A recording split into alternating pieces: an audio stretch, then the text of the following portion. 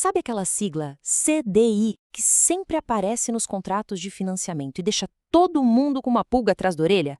Pois é, o que ela significa?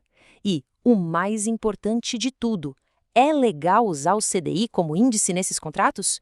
Hoje a gente vai desvendar essa questão de uma vez por todas. Mas antes da gente mergulhar de cabeça nesse assunto, aquele lembrete rapidinho. Se este conteúdo for útil, já sabe, né? Deixa o like, segue a gente e compartilha. Isso ajuda muito a levar informação de qualidade para mais gente. Essas 3 letrinhas aí são o centro de uma baita discussão jurídica. Afinal de contas, a aplicação do CDI é permitida pela lei ou é só mais uma cláusula abusiva? A resposta, olha, pode te surpreender. Para a gente entender a decisão da Justiça, primeiro a gente precisa desmistificar o que raios é o tal do CDI. Vamos lá. CDI é a sigla para Certificado de Depósito Interbancário. E o que é isso? Bom, de forma bem simples, é a taxa de juros dos empréstimos que os bancos fazem entre eles mesmos. Pense numa operação super rápida, que geralmente dura só um dia e que serve para manter o equilíbrio do sistema financeiro todo. Ué, mas por que um banco precisa pegar dinheiro emprestado de outro? A resposta está numa regra do Banco Central. Todo santo dia, os bancos precisam fechar o caixa no positivo. Então imagina que um banco teve mais saques do que depósitos num dia.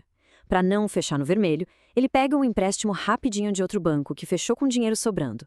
A taxa que paga essa operação é o que forma o famoso CDI. Para a gente entender como isso funciona na prática, vamos analisar um caso hipotético, o da empresa Alfa Limitada e o seu contrato de financiamento. A história é a seguinte: a Alfa Limitada pegou um financiamento de R$ 2 milhões para pagar em 48 meses. A taxa de juros era de 0,5% ao mês. Mas, e aqui está o ponto central da nossa discussão, a correção monetária estava atrelada a 100% do CDI. Incomodada com isso, a empresa Alfa foi para a Justiça. O argumento principal era bem direto: o CDI não serve para medir inflação. A natureza dele é de remuneração, de juros. Ele reflete o custo do dinheiro para os próprios bancos e não a perda de valor da nossa moeda. Por isso, usar o CDI como correção monetária seria abusivo. O pedido foi claro: tira o CDI e coloca o INPC no lugar. E aí vem a pergunta de R$ 1 milhão, não é mesmo? Com esses argumentos que parecem fazer todo sentido, será que o STJ, o Superior Tribunal de Justiça, deu razão para a empresa? O que você acha? A resposta do Superior Tribunal de Justiça foi um sonoro e direto não. O STJ não concordou com a empresa. Pois é, a decisão, baseada em julgamentos bem recentes, de 2024, foi categórica. O CDI pode sim ser usado em contratos bancários. E tem mais: não importa se o contrato chama de juros ou de correção monetária. O nome que se dá não muda a validade da cláusula.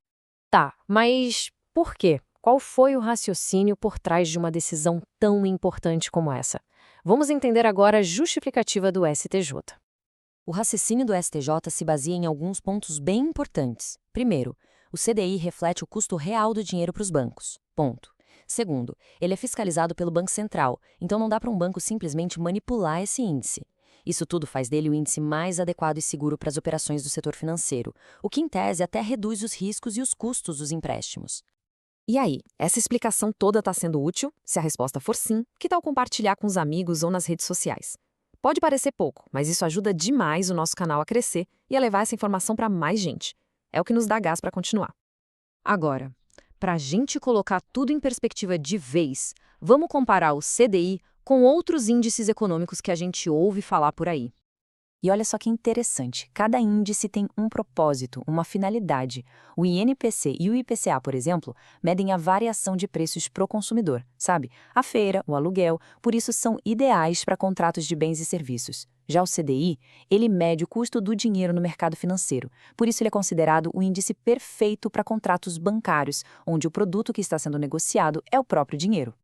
E para não deixar nenhuma dúvida, se liga só nessa citação direta de uma decisão do STJ que resume tudo o que a gente viu. Nos serviços que tenham por objeto a captação de recursos ou concessão de empréstimos, o CDI é índice flutuante adequado para medir a variação do custo da moeda. Mais claro que isso, impossível. Então, aqui está a grande lição disso tudo. O nome que o contrato dá para o encargo, se é juros ou correção, não é o mais importante. O que a justiça vai avaliar no fim das contas é o custo total. Se a soma de tudo que está sendo cobrado for muito maior que a taxa média de mercado divulgada pelo Banco Central para operações parecidas, aí sim a gente pode estar falando de uma cláusula abusiva. E assim a gente chega ao fim desta análise. Muito obrigada pela companhia e pela atenção. Se este conteúdo ajudou a esclarecer as coisas, seguir o Direito Cast no Spotify e em outras plataformas é a melhor forma de não perder os próximos materiais. Tem muito mais vindo por aí.